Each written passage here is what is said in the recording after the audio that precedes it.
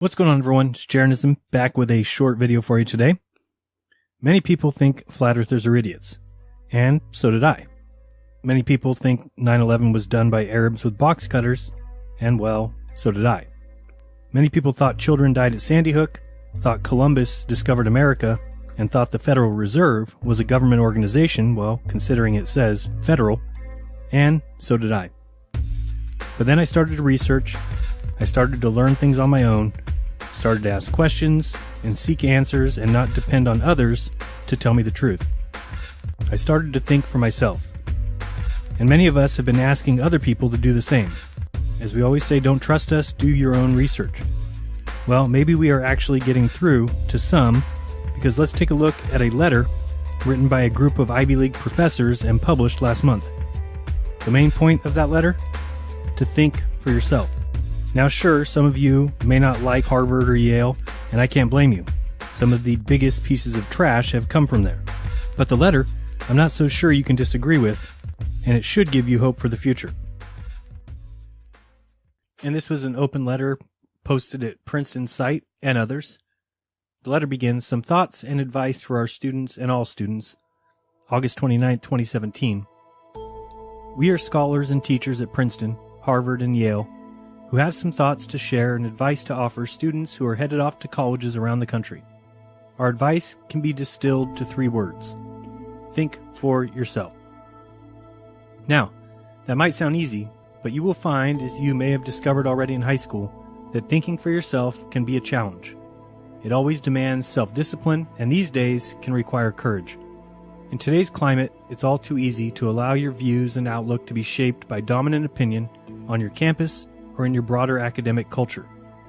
The danger any student or faculty member faces today is falling into the vice of conformism, yielding to groupthink. At many colleges and universities, what John Stuart Mill called the tyranny of public opinion does more than merely discourage students from dissenting from prevailing views on moral, political, and other types of questions. It leads them to suppose that dominant views are so obviously correct that only a bigot or a crank could question them. Since no one wants to be, or be thought of as a bigot or a crank, the easy, lazy way to proceed is simply by falling into line with campus orthodoxies. Don't do that. Think for yourself. Thinking for yourself means questioning dominant ideas even when others insist on their being treated as unquestionable.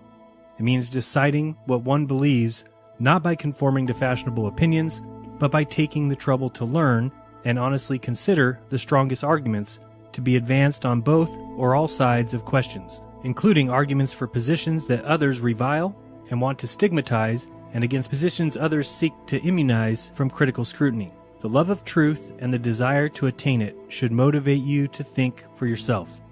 The central point of a college education is to seek truth and to learn the skills and acquire the virtues necessary to be a lifelong truth seeker. Open-mindedness, critical thinking, and debate are essential to discovering the truth. Moreover, they are our best antidotes to bigotry. Merriam-Webster's first definition for the word bigot is a person who is obstinately or intolerantly devoted to his or her opinions and prejudices. The only people who need fear, open-minded inquiry, and robust debate are the actual bigots, including those on campuses or in the broader society who seek to protect the homogeneity of their opinions by claiming that to question those opinions is itself bigotry. So don't be tyrannized by public opinion. Don't get trapped in an echo chamber. Whether you in the end reject or embrace a view, make sure you decide where you stand by critically assessing the arguments for the competing positions. Think for yourself. Good luck to you in college. And it's signed by Paul Bloom, who's from Yale, another teacher from Princeton, Yale, Princeton, Yale, Princeton. So a thank you to all those teachers who signed this. And the truth is, it's okay to ask questions. It's okay to go out on your own. It's okay to be your own person. And if something doesn't make sense, then keep drilling till it does.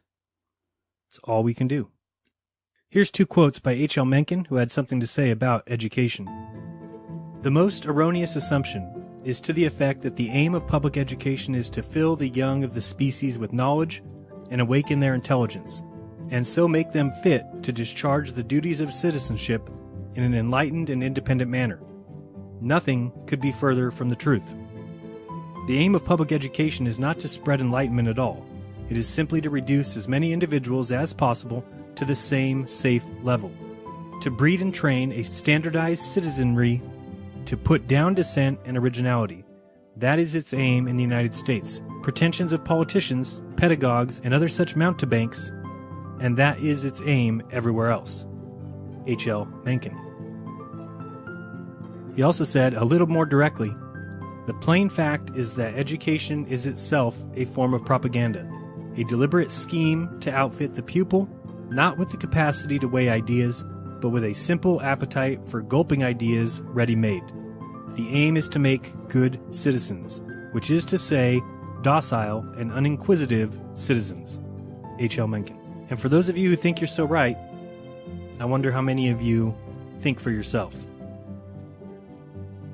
Be kind, don't lie, and open your mind, because there's truth inside. This has been Jeranism. Till next time.